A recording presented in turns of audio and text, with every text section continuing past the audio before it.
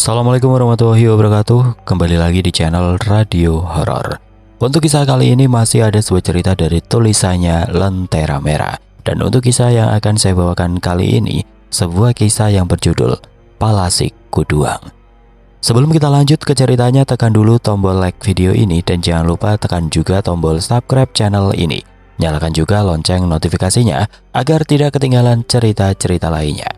Dan seperti apa untuk kisah kali ini? Langsung saja kita masuk ke ceritanya.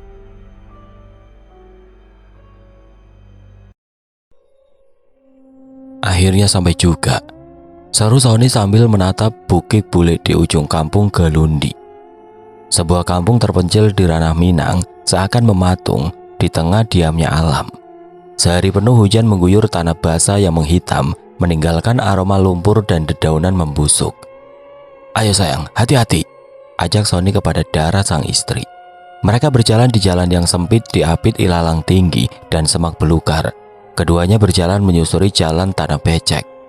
Sony seorang laki-laki muda dengan tubuh tinggi dan kulit sawo matang, berjalan sambil memanggul karung kain.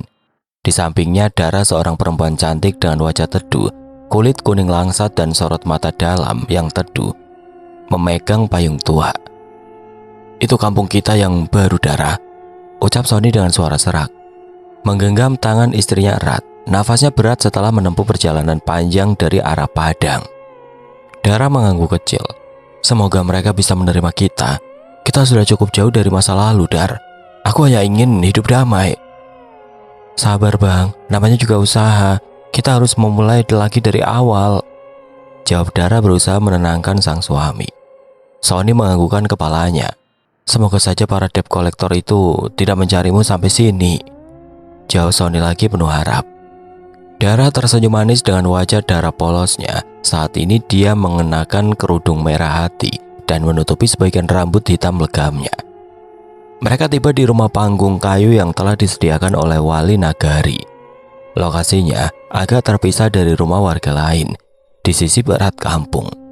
Pohon jengkol tua tumbuh tidak jauh dari sana. Akarnya menjalar seperti tangan tua yang menjangkau dunia bawah tanah. Hari itu langit masih kelabu saat Sony dan Dara dipanggil ke balai adat untuk diperkenalkan kepada warga. Wali Nagari, seorang lelaki sepuh bernama Datuk Marajo, berdiri tegak dengan tongkat di tangan. "Kampung Galundi menyambut tamu dengan tangan terbuka. Tapi ingat anak muda, di sini adat masih dihormati. Jangan buat ribut."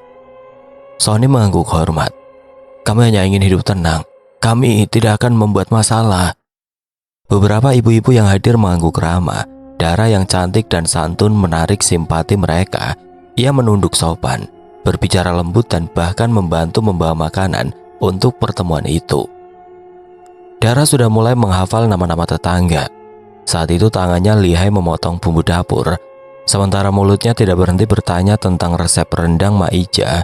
Saat ibu-ibu berkumpul di sungai, ember Dara selalu yang pertama penuh. Ia bahkan menawari diri mencuci pakaian Uni Marni yang sedang hamil besar. "Untung ada Dara ya, anak muda rajin gini," puji Mak Ija sambil mengelap keringat. Sore itu di beranda rumah Sony menjadi tempat berkumpul gadis-gadis muda. Dara mendengarkan keluh kesah Siti tentang pacarnya yang pelit, gelak tawa Aminah yang baru putus, dan bisikan Rina tentang tetangga yang suka bergosip. Matanya berbinar-binar, seolah menyerap setiap kata. Suara tangis bayi memecah keheningan pagi. Uni Marni merebut anaknya dari gendongan Dara. Wajahnya panik. "Kenapa ya Rini? Biasanya anteng banget," gumamnya sambil menggoyangkan bayi yang terus meronta. Dara tersenyum, tangannya masih terangkat seolah ingin menyentuh lagi. "Mungkin dia ngantuk, Uni." Akan tetapi hal yang sama terjadi lagi. Saat Dara mengelus pipi bayi Pak Ruslan, si kecil langsung menjerit. Ketika jari-jarinya menyentuh kepala bayi Mak Ija, tangisan keras bergema di dapur umum. Satu persatu para ibu mulai memeluk bayi-bayi mereka saat Dara mendekat. "Aneh ya, biasanya si Rini gak rewel digendong siapapun, tapi tadi sama Dara nangis terus," bisik Uni Marni kepada tetangganya. Mungkin bau badan beda, namanya juga baru di sini," balas yang lain sambil tertawa. Pak Hasan menarik selimut hingga ke dagu. Jam baru menunjuk pukul 8, tapi hawa dingin sudah menusuk tulang. Nafasnya mengembun, di udara malam yang seharusnya masih hangat. Gonggongan Blackie membangunkan setengah kampung. Anjing hitam itu berlari zigzag di tengah jalan. Bulunya berdiri tegak, ekornya dicepit di antara kaki. Pak Hasan menyibak tirai. Blackie terus berlari, sesekali berhenti untuk melihat ke belakang sebelum melanjutkan lari dengan nafas ternganga. "Blackie, sini!" panggil Pak Hasan. Akan tetapi anjing itu malah berlari semakin jauh, hilang di balik kegelapan. Dari pohon jengkol sepasang mata kuning menatap tajam. Burung hantu besar bertengger di dahan terendah, kepalanya berputar 180 derajat, mengikuti gerak-gerik di bawahnya. Suaranya bergema seperti tawa seram. Satu burung hantu menjadi dua, dua menjadi empat, hingga seluruh pohon jengkol penuh dengan mata-mata kuning yang berkedip-kedip dalam gelap. Sementara itu seekor anjing tetangga menyala ke arah rumah Sony. Anjing meraung sambil menundukkan kepala, lalu berlari ketakutan ke semak. Sony keluar memeriksa sekeliling rumah, tidak ada apa-apa. Hanya suara dedaunan bergesek pelan dan bayangan gelap menyelinap di antara pepohonan. "Bang, masuk yuk, udara malam sini beda ya, dingin menusuk tulang," ajak Dara dari dalam rumah, suaranya lembut. Sony mengangguk. "Iya sayang, aku tadi dengar suara anjing, tapi mungkin cuma perasaan." Dara menutup jendela perlahan. Dia menatap keluar sejenak kosong. Matanya menyipit dan senyum kecil menghiasi bibirnya. Angin berhembus, membawa aroma aneh yang menusuk, seperti darah yang mengering. Malam itu Sony bermimpi buruk. Ia melihat Dara berdiri di tengah hutan. Tubuhnya tidak bergerak, sementara dari lehernya perlahan kepala itu terlepas dan melayang naik ke langit gelap. Apa itu? Dara!" jerit Sony. Keringat bercucuran memenuhi tubuhnya. Rambutnya menjuntai panjang, ususnya menggantung dari leher terputus. "Ya Tuhan, Dara!" jerit Sony lagi. Krek. Suara leher Dara, kepalanya menoleh ke arah Sony dan tersenyum. "Aku lapar, Bang," suara Dara. Sony terbangun dengan keringat dingin membasahi tubuh. Ia menoleh ke samping dan Dara masih tidur pulas. Wajahnya damai. Akan tetapi dada Sony berdetak lebih kencang dari biasanya. Suasana malam di kampung Galundi selalu senyap setelah pukul 9. Lampu-lampu minyak yang menggantung di beranda rumah satu persatu padam, hanya menyisakan cahaya remang dari obor kecil yang dinyalakan di sudut-sudut tertentu. Suara kodok dan jangkrik mengambil alih, menciptakan suasana alami yang biasanya menenangkan. Namun malam itu berbeda. Angin berdesir lebih dingin dari biasanya. Daun-daun kelapa bergesek, menciptakan irama yang menyerupai bisikan-bisikan menakutkan. Anjing-anjing kampung menggonggong bersahutan. Suara-suara cemas memecah kesunyian. Di balik kubu-kubu kayu yang berdiri berjajar, jendela perlahan tertutup satu persatu, seakan tahu akan ada sesuatu yang lewat. Sebuah bayangan hitam melintas cepat di sudut mata Sony. Sony terbangun karena mimpi buruk lagi. Keringat membasahi keningnya meski udara begitu dingin. Ia menoleh ke samping, tempat tidur itu kosong. "Dara!" bisik Sony pelan, suaranya bergetar. Sony duduk perlahan memejamkan mata sejenak untuk menenangkan degup jantungnya yang berdebar kencang. Sony lalu bangkit. Lantai kayu berdiri di bawah kakinya. Krot, krot. Sony berjalan menuju jendela yang sedikit terbuka. Tirainya berkibar pelan ditiup angin malam yang dingin. Suara gemeresik terdengar dari arah dapur belakang. Srek, srek. Sony melangkah ke sumber suara, langkahnya berat, penuh kehati-hatian. Saat ia membuka pintu dapur yang mengarah ke pekarangan, langkahnya terhenti. Di kejauhan dekat pohon jengkol yang menjulang angker, ia melihat sesosok bayangan berdiri diam. Dara, dia berdiri membelakangi rumah. Gaun tidurnya melambai ditiup angin, kepalanya sedikit menunduk. Kedua tangannya menggantung di sisi tubuh, rambutnya terurai, menutupi sebagian wajahnya. "Dara, kau ngapain di situ?" Suara Sony terdengar parau. Tidak ada jawaban, hanya suara angin yang berdesir. Sony melangkah pelan, langkah demi langkah kakinya menginjak tanah lembab. Ketika ia mendekat, tiba-tiba Dara menoleh. Senyum itu muncul, lembut, tapi matanya kosong, menatapnya dengan tatapan hampa. "Aku cuma pengen lihat bulan, Bang." Suara Dara lirih, seperti bisikan. Bulan. Langit malam itu tertutup kabut tebal. Guru guntur menggelegar di kejauhan. Sony menahan nafas. Kamu mimpi ya? Enggak, cuma nggak bisa tidur. Sony menggenggam tangan istrinya. Tangan itu dingin, seperti air sungai pagi-pagi buta. Ayo masuk, udara malam gak bagus buatmu. Dara mengangguk, mereka pun berjalan pulang tanpa suara. Hanya langkah kaki mereka yang terdengar di tengah kesunyian malam. Namun ketika mereka masuk ke rumah, Sony sempat melirik lantai dapur. Ada bercak merah kecoklatan seperti darah yang mengering. Akan tetapi begitu ia berkedip, bercak itu lenyap. Sony menggeleng. Mungkin hanya bayangan saja. Keesokan paginya suasana kampung gaduh. Suara-suara bercampur panik dan cemas. Uniwida keguguran, teriak seorang perempuan, suaranya memecah kesunyian pagi. Kabar itu menyebar seperti api menjilat ilalang kering. Warga berlarian, kaki mereka beradu dengan tanah, berkumpul di rumah Uniwida. Rumah kecil itu dipenuhi tangis dan isak. Tangis Uniwida pecah, tubuhnya lemah tidak berdaya. Padahal kandunganku kuat, gak pernah sakit, tiba-tiba saja darah keluar banyak, ujar Uniwida. Suaranya bergetar hebat diselingi isak tangis. Saat itu dukun kampung juga datang. Dia adalah Mak Oci. Wanita itu datang untuk memeriksa Uniwida. Ia mengamati Uniwida dengan seksama. Desis Mak Oci sambil menggeleng-gelengkan kepalanya pelan. Wajahnya tampak serius, bahkan sedikit ketakutan. Bukan keguguran biasa. Ini ada yang makan janin itu. Suara Mak Oci berat. Warga tersentak. Jantung mereka berdebar kencang. Ketakutan memenuhi wajah-wajah mereka. Mak Oci, maksudnya apa? Tanya seorang warga, suaranya bergetar. Pak Lasik, aku belum tahu pasti, tapi rasanya hawa itu sudah mulai menyebar lagi. Mak Oci menjawab dengan suara rendah, berbisik, matanya menatap ke arah yang tidak terlihat oleh orang lain. Kampung Galundi pernah punya sejarah kelam. Puluhan tahun silam, seorang perempuan muda dihukum bakar karena dituduh menjadi palasik. Sejak itu tidak ada kejadian aneh. Hingga kini, keheningan mencekam menyelimuti rumah Uniwida. Angin berdesir dingin, seakan membawa hawa mistis. Bayangan hitam sesaat melintas di balik jendela, menambah rasa takut dan kegelisahan warga. Beberapa malam setelah kejadian itu, suara tangisan bayi terdengar sayup-sayup dari arah selatan kampung. Namun ketika warga mencari sumber suara, tidak ada siapapun di sana. Hanya kabut tebal menyelimuti pohon-pohon tua yang melambai perlahan bergesek ditiup angin malam. Daun-daunnya berdesir seperti berbisik. Sony mulai sering diam. Ia memperhatikan Dara diam-diam. Sony melihat istrinya duduk memandangi langit dari jendela kamar. Aku gak percaya omongan orang. Selama ini aku dan Dara baik-baik saja. Batin Sony berusaha menepis pikirannya.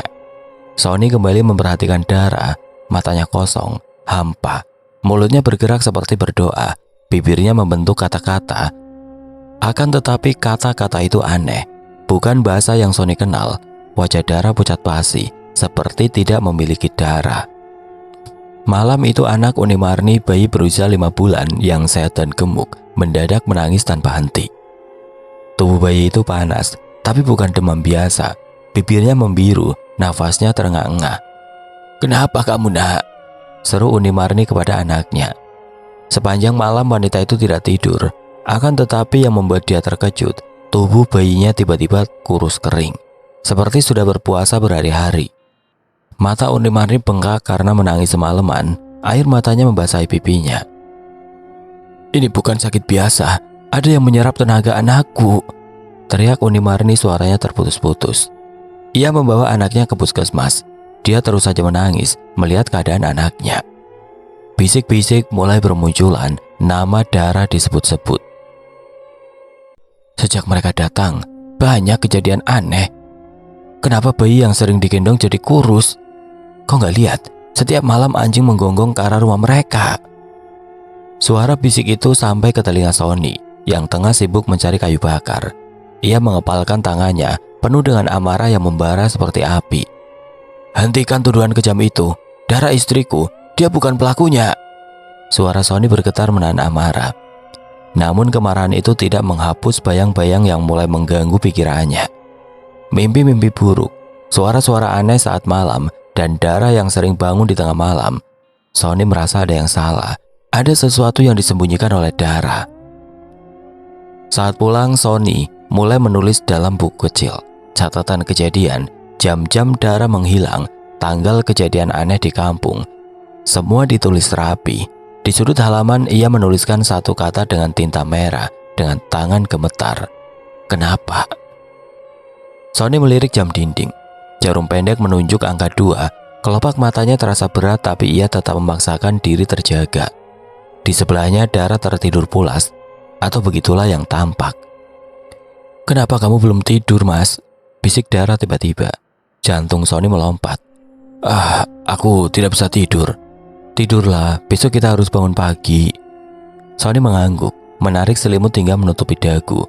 Ia memejamkan mata, tapi telinganya tetap waspada. 5 menit berlalu, 10 menit. Nafas Dara kembali terdengar teratur. Kasur berderik pelan. Sony mengintip dari balik bulu matanya. Bayangan Dara bergerak perlahan menuju pintu. Langkah kaki menjauh. Sony menunggu hingga suara itu hilang sepenuhnya. Baru kemudian ia turun dari ranjang. Kakinya yang telanjang merasakan dinginnya ubin. Setiap langkah terasa seperti guntur di tengah keheningan. Sony menahan nafas, berjinjit mengikuti jejak Dara ke arah dapur. Pintu belakang terbuka. Angin malam menyusup masuk membawa aroma tanah basah dan sesuatu yang aneh. "Dara," bisik Sony, tapi tidak ada jawaban. Sony mengintip ke halaman belakang.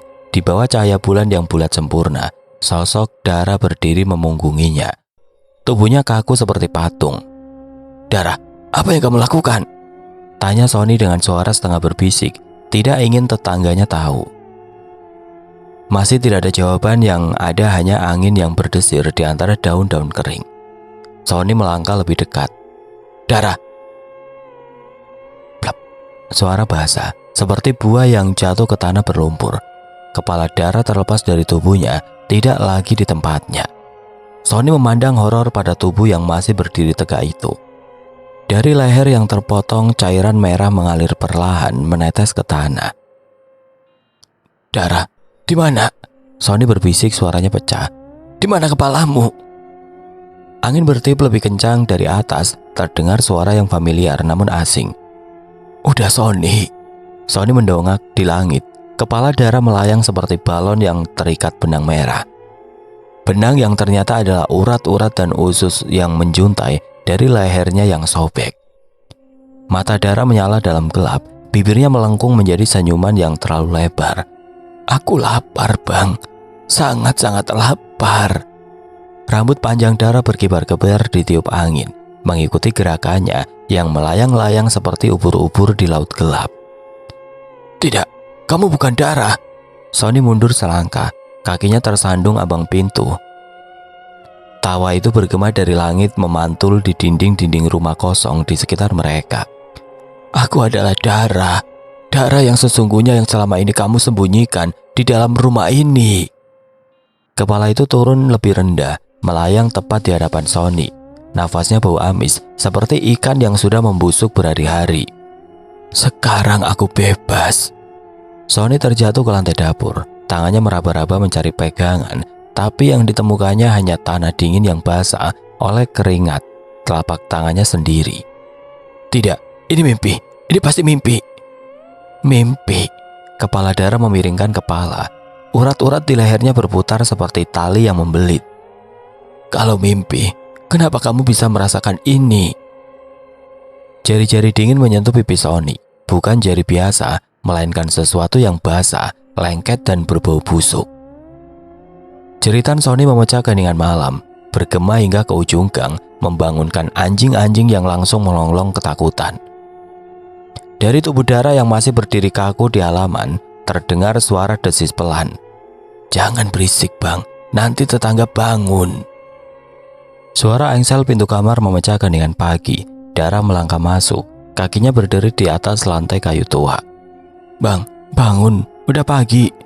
Mata Sony terbuka lebar, nafasnya terengah, keringat dingin membasahi dahinya.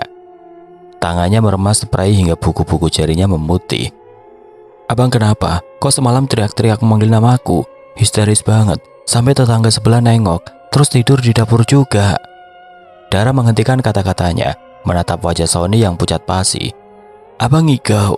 Sony duduk di tepi ranjang, lidahnya keluh, mulutnya kering. Bayangan malam tadi masih menari-nari di retinanya, kepala Dara yang terpisah dari tubuh, mata merah menyala, bibir berlumuran darah. Aku..." Suara Sony serak, hampir tidak terdengar. "Abang sakit, mukanya kok pucat." Dara mendekat, tangannya hendak menyentuh dahi Sony. "Jangan." Sony menepis tangan Dara kasar. Plak. Dara terjengkang, matanya berkaca-kaca. "Abang kenapa?" Jantung Sony berdentam keras. Ia menggeleng cepat, tangannya gemetar. "Maaf Dar, abang kaget." "Ayo, itu kopi dan pisang goreng sudah matang ada di depan." Dara bangkit mengelap sudut matanya dengan punggung tangan. Suaranya bergetar menahan tangis. "Mungkin abang kurang makan." Sony menatap pisang goreng yang masih utuh, uapnya mengepul tipis, matanya kosong, menatap lurus ke pohon jengkol yang menjulang gelap di ujung halaman. Serak, serak, serak. Suara sapu Dara menyapu lantai. Ia bersenandung lirih lagu pengantar tidur yang biasa dinyanyikan ibu mereka dulu. Tangan Sony mencengkram cangkir kopi hingga buku-buku jarinya memutih. Kopi sudah dingin, tapi ia tidak merasakan apa-apa. "Dara, berhenti!" Suara Sony parau. "Dara, berhenti!" Brak. Sapu terjatuh ke lantai. Dara berbalik, wajahnya terkejut. "Abang kenapa sih pagi-pagi udah marah-marah?" Sony menarik nafas dalam-dalam. Maaf, abang lagi pusing." "Abang kenapa nggak dimakan kuenya? Masih anget loh." Klek. Sony menelan ludah susah payah. Perutnya mual, tenggorokannya seperti tersumbat. "Nggak lapar." "Pagi-pagi udah murung begitu, pasti mimpi buruk lagi ya?" Dara duduk di seberang Sony, dagunya bertumpu pada telapak tangan. Iya, mimpi aneh." Suara Sony hampir berbisik. "Abang harus banyak istirahat, jangan pikir aneh-aneh. Di kampung baru ini, kita harus kuat ya." Mata Dara berkaca-kaca lagi. "Cuma ada kita berdua sekarang." Angin pagi bertiup, dedaunan pohon jengkol bergoyang pelan. Bayang-bayangnya menari di wajah Sony, membuatnya semakin pucat. Di benaknya bisikan halus mulai terdengar lagi. "Aku lapar, aku lapar." Brak. Sony menghantam meja dengan kepalan tangan, piring dan cangkir berderak keras. "Abang!" Dara melompat kaget. "Itu hanya mimpi." Sony menggumam pada dirinya sendiri, matanya tertutup rapat. "Mimpi buruk, aku tidak boleh berburuk sangka, tidak boleh." Jam dinding berdetak pelan, mengisi keheningan yang mencekam di antara mereka. Kabut malam menggantung rendah di atas kampung Galundi. Atap-atap rumah kayu menghilang dalam kelabu yang tebal. Hanya menyisakan cahaya remang dari lampu minyak yang berkedip lemah di balik jendela-jendela tertutup rapat. Angin gunung berdesir dari Bukit Bulik, membawa aroma tanah basah dan sesuatu yang lebih gelap, sesuatu yang membuat kulit merinding tanpa sebab. Di rumah Uni Marni, tangisan membelah keheningan malam. Sony terbangun dari tidurnya. Di sampingnya Dara masih terlelap dengan nafas yang tenang. Terlalu tenang untuk situasi yang mencekam ini. Teriakan Uni Marni semakin keras, bercampur dengan suara kaki berderap di jalanan berlumpur. "Anakku, ya Allah, tolong, kenapa jadi begini?" Suara itu menggema pilu. Sony bangkit dan melihat keluar jendela. Cahaya obor bergerak-gerak seperti kunang-kunang raksasa di kegelapan. Warga berlarian menuju rumah Uni Marni. Dara membuka mata. "Ada apa bang?" Tanya Dara seraya bangkit. "Kayaknya anaknya Uni Marni kenapa-napa."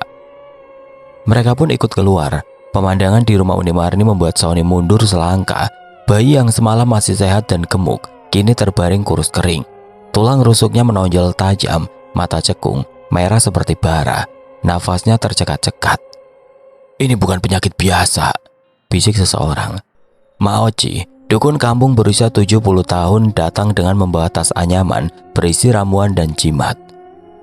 Wajahnya kusut, mata sipit menatap tajam pada bayi yang sekarat. "Ini ulah gaib," kata Maoci dengan suara serak. "Mak sangat yakin ini ulah Palasi Kuduang."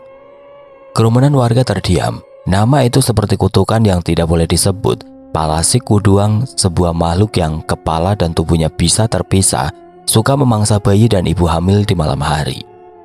Mata-mata mulai mencari-cari siapa yang baru datang ke kampung, siapa yang perilakunya aneh. Lalu pandangan itu perlahan tapi pasti tertuju pada satu arah, Sony dan Dara. Pagi harinya Sony berjalan ke warung Pak Usman yang terletak di dekat surau. Udara masih dingin, embun menempel di daun-daun pisang, akan tetapi suasana kampung terasa berbeda. Orang-orang berjalan terburu-buru menghindari kontak mata dengan Sony. Bisik-bisik berhenti saat ia lewat. Di warung beberapa lelaki tua duduk di bangku kayu sambil menyeruput kopi. Pembicaraan mereka terhenti saat Sony mendekat. "Pagi Bang Sony," sapa Pak Ujang berusaha ramah meskipun tidak nyaman. "Pagi, ada yang aneh ya di kampung belakangan ini?" tanya Sony pura-pura. Para lelaki itu saling pandang, jemari mereka menggenggam gelas kopi lebih erat. "Bang," kata Pak Ujang akhirnya, "boleh kami jujur?" Sony menghela nafas panjang lalu mengangguk. Perasaannya tidak enak, apalagi dengan tatapan para warga. "Sejak abang dan istri datang ke kampung, baru kali ini terjadi hal-hal aneh. Bayi yang sehat mendadak kurus, terus yang gemuk sekarat dalam semalam." Udara di warung terasa sesak. Sony merasakan keringat dingin di tengkuknya. "Maksud bapak apa?" tanya Sony tidak suka dituduh. "Dara, istri abang," Pak Ujang menurunkan suara. "Maafkan kalau ini menyinggung, tapi dia sering terlihat keluar malam-malam ke tempat-tempat yang gak seharusnya." Pak Ujang sudah tidak bisa menahan lagi. "Tuduhan tanpa bukti itu fitnah, Pak," jawab Sony tegas, tidak terima jika sang istri dituduh. Pak Ujang menghela nafas panjang. "Kadang kebenaran memang sulit diterima, Bang. Justru kami khawatir bukan cuma istri abang, tapi juga keselamatan kampung. Kalau ini terus berlanjut, warga mungkin ambil tindakan sendiri." Sony pergi dengan hati gundah. Tanpa berpamitan, dia juga tidak jadi membeli sesuatu. Langkahnya berat menyusuri jalan setapak menuju ke rumah. Bukan marah yang ia rasakan, tapi takut. Takut karena tuduhan itu mungkin benar. Malam itu Sony berbaring di ranjang sambil berpura-pura tidur. Ia menyelipkan cermin kecil di sudut jendela agar bisa mengawasi dapur tanpa bergerak. Nafasnya dibuat selambat mungkin, jantungnya berdetak kencang. Pukul 2 dini hari Dara bangkit dari tidur. Gerakannya aneh, terlalu pelan dan hati-hati, seolah ada kekuatan lain yang mengendalikan tubuhnya. Ia berjalan ke dapur tanpa membuat suara, membuka pintu belakang. Melalui cermin, Sony memperhatikan Dara berdiri di bawah sinar bulan. Kepalanya mendongak ke langit, lengan terentang, seperti sedang menyerap sesuatu dari alam. Kemudian hal yang membuat bulu kuduk Sony berdiri. Plak. Kepala Dara mulai bergetar, lehernya memanjang, urat-urat mencuat dan perlahan, kepala itu terlepas dari tubuhnya. Sony menekan mulut agar tidak berteriak. "Astagfirullah, ya Allah." Kepala Dara melayang di udara, rambut panjangnya menjuntai, mata bersinar merah dalam kegelapan. Dari leher yang terputus, usus-usus menggantung seperti akar pohon. Kepala itu melesat ke arah rumah Uni Marni. Dengan tangan gemetar, Sony bangkit dan mengikuti dari kejauhan. Ia bersembunyi di balik semak belukar, memperhatikan kepala Dara yang menempel di jendela kamar bayi. Lidah panjang menjulur dari mulut Dara. Asap tipis keluar dari hidungnya, menyusup masuk ke dalam kamar. Bayi yang tadi menangis mendadak terdiam, tubuhnya kejang-kejang lalu lemas. Sony ingin berlari, ingin berteriak, tapi kakinya lumpuh karena horor. Ia hanya bisa menyaksikan dengan mata basah. Setelah beberapa menit, kepala Dara melayang kembali ke rumah. Sony berlari duluan, masuk lewat pintu depan yang sengaja tidak dikunci, dan berpura-pura baru bangun dari kamar mandi saat Dara muncul dengan rambut acak-acakan dan keringat di wajah. "Abang belum tidur?" tanya Dara. "Kebelet," jawab Sony dengan suara bergetar. Dara tanpa curiga langsung saja merebahkan tubuhnya di ranjang dan langsung terlelap. Sony menatap langit-langit kamar, dadanya sesak. Kini ia tahu pasti istri yang dicintainya adalah Palasi Kuduang. Fajar belum menyingsing saat teriakan membelah udara kampung. "Mati, anakku mati!" Uni Marni berlari keluar rumah sambil menggendong bayinya yang sudah membiru. Tubuh kecil itu kaku, mata terbalik, mulut terbuka seperti hendak berteriak. Warga berdatangan, tangisan dan jeritan memenuhi pagi yang dingin. Mak Oci datang, memeriksa mayat bayi dengan wajah muram. "Tubuhnya menghitam, matanya terbalik. Ini pasti ulah Palasik." Dari kerumunan mulai ada yang bergumam. Nama Dara disebut-sebut semakin terbuka. "Dia harus diusir sebelum semuanya terlambat. Bakar rumahnya. Usir iblis itu dari kampung." Sony mendengar dari balik jendela. Ia menatap Dara yang tengah menyisir rambut panjangnya di depan cermin. "Cantik nggak, Bang?" tanya Dara sambil tersenyum. Sony menahan air mata. "Cantik, tapi aku nggak kenal kamu lagi." "Maksudnya apa?" tanya Dara heran. Kabut turun dari Bukit Bule, menyelimuti kampung hingga sesak. Malam itu tidak satupun lampu menyala. Warga menutup jendela rapat-rapat, memasang jimat, dan berdoa sepanjang malam. Langit seperti tidak sudi menunjukkan bulan. Semua gelap, semua murung, seakan bersaksi bahwa kampung itu tidak baik-baik saja.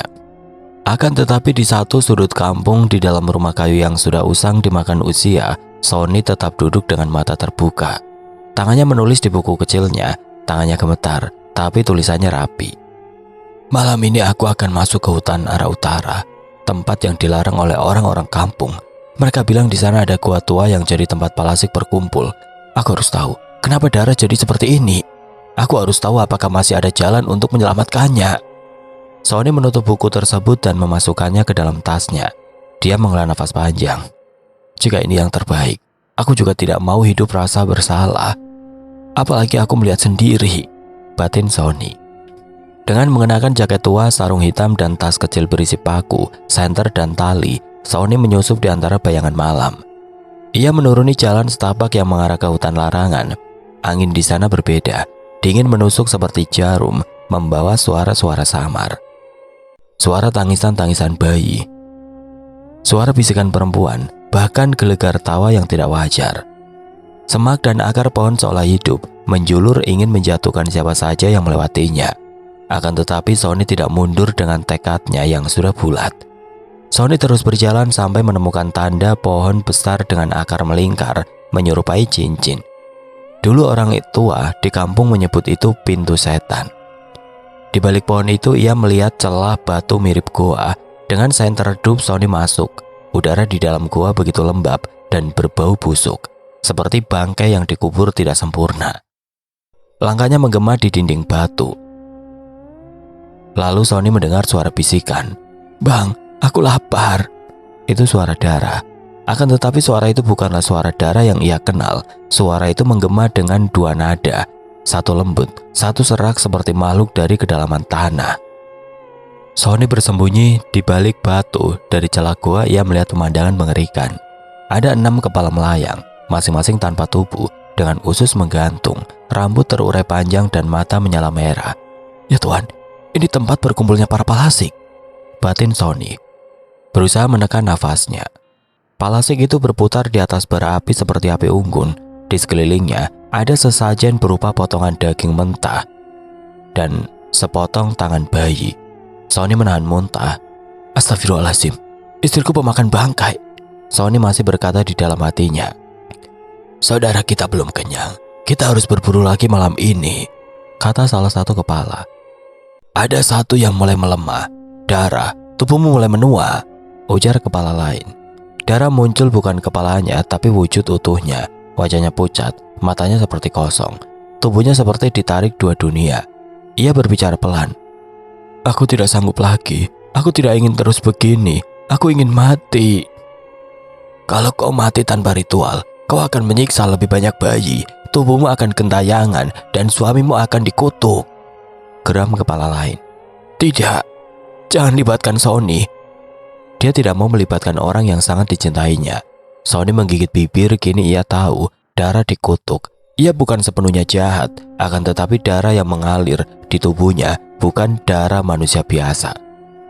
"Dia pernah diselamatkan oleh palasik tua saat masih bayi," kata suara lain.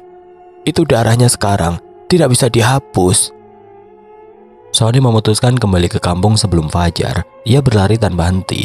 Akar dan duri mencapi kulitnya, tapi ia tidak peduli. Saat matahari mulai mengintip dari ufuk timur, ia sampai di rumah dan langsung menulis lagi. "Dara ingin mati, tapi kalau ia mati tanpa cara yang benar, kutukannya akan turun ke bayi-bayi lain. Aku harus menemukan cara untuk memutus rantai ini." Hari itu Sony memutuskan untuk mengunjungi satu-satunya orang yang dia pikir tahu cara menghentikan kutukan. Dia adalah Maoji, dukun tua yang sudah lama menyingkir dari urusan duniawi. Maoji tinggal di pinggir kampung, dekat sawah yang tidak pernah panen dan sungai yang kering. rumahnya dikelilingi mantra dan tulang-tulang ayam yang tergantung. "Kau datang karena kau tahu siapa istrimu?" Suara itu datar. Sony yang baru saja datang hanya bisa berdiam. Sony mengangguk. "Iya, Mak. Aku sungguh tidak tahu kalau istriku Palasi Kuduang. Aku mau bantu dia, Mak. Aku nggak mau dia dibakar hidup-hidup." Maoci menghela nafas panjang. "Darah Palasik tua itu, Nak, turun-temurun, tapi bisa diputus. Ada caranya." "Cara apa itu, Mak?" tanya Sony tidak sabar.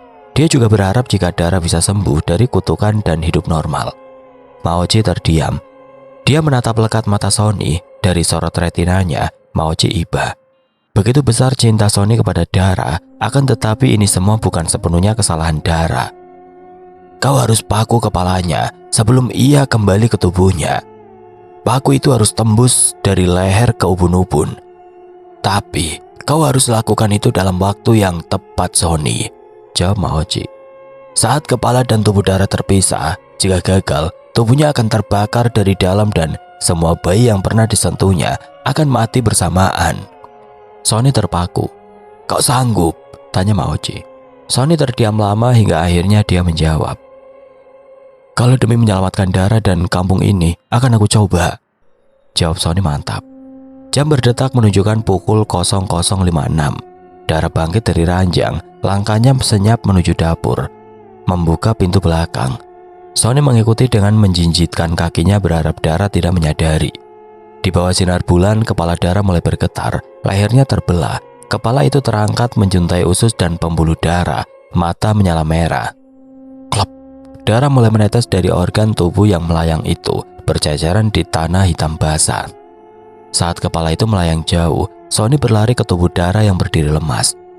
"Dara sayang, maafkan abang. Ini satu-satunya jalan agar kamu terlepas dari kutukan itu," ucap Sony dengan mata berkaca-kaca. "Ya Allah, bismillahirrahmanirrahim." Dengan tangan gemetar, Sony mulai menancapkan paku ke leher kosong itu. Cerp. Paku tembus dari kiri ke kanan. Tiba-tiba saja kabut putih keluar disertai dengan bara api. Wus. Kabut hitam pekat membara. Ah! Tubuh Dara menjerit, bukan dengan mulut, tapi dari setiap pori. Getaran dahsyat menyebar ke seluruh rumah, angin menabrak pintu hingga terbuka lebar. Api lilin padam seketika, kemudian langit terbelah, kepala Dara melesat kembali. Tapi saat hendak menyatu dengan tubuh, tertahan, terlempar mundur. "Abang, ini kenapa?" Kepala itu terbakar, api biru menyala dari mata, lidah menghitam, rambut menjadi abu. Lalu meledak di udara. Tubuh Dara jatuh berasap, membusuk dalam sekejap. Pagi harinya warga kampung Galundi menemukan Sony duduk di tepi sungai, menatap kosong ke arah hutan. Rumahnya telah habis terbakar, tidak ada yang tersisa kecuali abu dan aroma daging hangus. Maoci menghampiri. "Kau sudah melakukan yang benar, Nak." Sony tidak menjawab, air matanya sudah kering. "Palasi Kuduang sudah tidak ada, kampung aman, tapi..."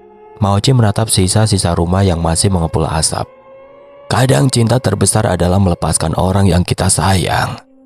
Angin bertiup dari Bukit Bule, membawa aroma bunga dan harapan baru. Kampung Galundi perlahan bangkit dari mimpi buruk.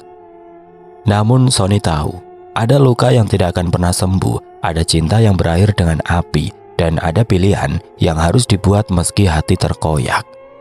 Sony bangkit dan memutuskan untuk meninggalkan kampung itu untuk selamanya. Di belakangnya, abu masih berterbangan, sisa-sisa dari cinta dan kutukan yang telah berakhir. Di pojok kanan tepat di tembok, tumbuh bunga anggrek cantik.